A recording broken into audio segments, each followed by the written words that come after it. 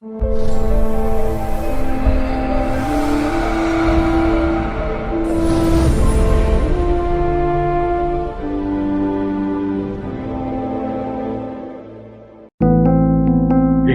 on the subscribe button, especially the bell on the right side. Otherwise, you will miss the latest videos. Pranams to everyone. I am Sathyanarayan, astrologer from Chennai. I am practicing astrology for the past 35 years. I practice KP astrology, Vedic astrology, and Jamapol Arudam. I am going to present a small topic in career, mega career webinar in Saptarishis Astrology. My topic will be Rasi Chakra of Chartered Accountants. I have analyzed not less than 30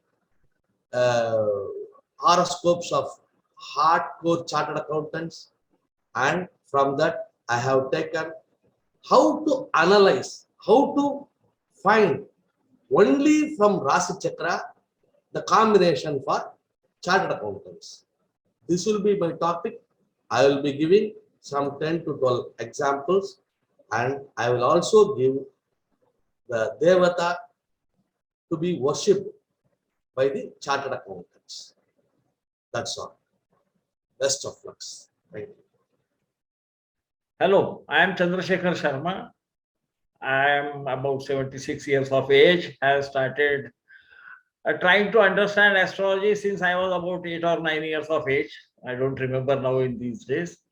And the subject that we are going to take for this lecture is about what should be what would be the planetary combination which would indicate grant of H1B visa for a Jataka, as we call it. Jata means one born, and Jataka means the person whose chart is to be looked at.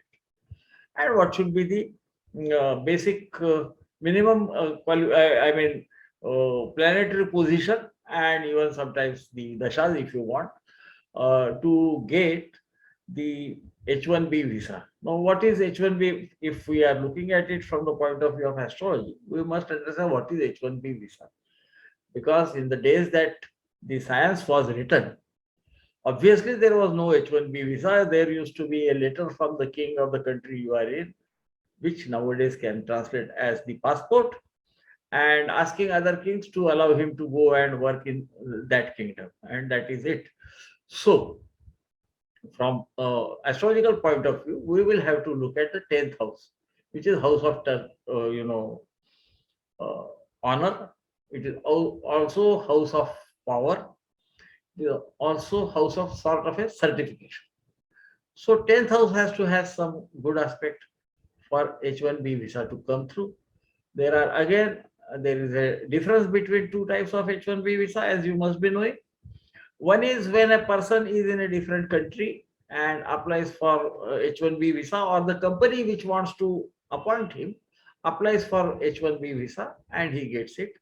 Another is somebody goes for studies, then wants to have some post-work visa sort of thing, when he can work for certain period of time, and then he can apply for H1B visa. So there are differences between these three. In one, you are in a different country. In another, you are in USA itself, because H1B always relates to USA. So this has to be understood. Then there has to be a possibility of this person going ahead and gaining something, because H1B visa is to work and get money. And because the money is more substantial than in his own country, that is why a person would want to go there. Or he might not be as successful as he wants to be in his own country, and that is why he goes abroad. And without the visa, there are different type of visas, as you must know. There is L1 visa when a company transfers you, etc. But we are talking about H1B visa only, specifically. H1B visa also enables you to later on go in for a green card, and eventually even for the citizenship. So this is how it operates. For some time, of course, H1B is tied up with the employer, and if the employer is changed in the meanwhile, the another employer will have to apply for H1B visa on your behalf. So this is the entire gamut of the thing. So what should we look at? We should look at whether this person is going to gain something when he goes to distant land. Will he be able to work there, or will he be studying there? And after study, he does something. Is it necessary for him to go to distant lands? Of course, there would be cases where it might not be necessary for the person to go to distant land. Nowadays, even virtual world can be considered as going abroad, but for that, H1B would not be required. So there would be very different combinations which would first indicate whether that person might work abroad. Because unless that is a possibility, H1B visa has no relevance. Then will he get that visa? And will it possibly eventually lead to his becoming a citizen of that country also? So these variations are there even in H1B visa. Even if we say will somebody get H1B visa, there are many variations which have to be understood. Otherwise, what will happen is we will just go on. I mean, we can give so many example charts and just prove that somebody got the H1B, but it would not help an astrologer. Because a person comes to an astrologer to know something, isn't it? Because he is not very sure whether he will get it or otherwise. And you must, so that is what we look at. We look whether there is a promise, at least in the chart, and then whether this person is likely to achieve something after a certain action. I mean, at least that is how I would look at it. It doesn't, nothing falls from, just because of your previous karma. You also have to work to obtain that karma. Yajnavalkya had said as much. Devam Aurvadehika. Because of earlier, whatever you had done in the earlier life, you get certain things, which is potential, if we want to talk about it in technical terms. But karma siddhir vyavasthita. So how is it to be obtained? It is through karma. So please understand the entire gamut of it. It's not just because there is a yoga and it will happen. You will also have to do something.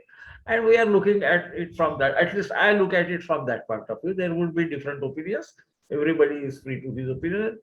We have had 18 Pravartakas who have looked at astrology from different angles. I am trying to explain how I would look at it, apply it, and if it is it fits in, or it provides results, then accept it. So this is what I am going to talk about, and I hope I would be able to add value to your already existing knowledge, because ultimately, who would listen to this series, master series as they call it, is somebody who is already interested in astrology, and he would have studied a bit of astrology to understand what we are talking. And so I'm sure you will be, I hope my lecture will add some value to your already vast knowledge which exists.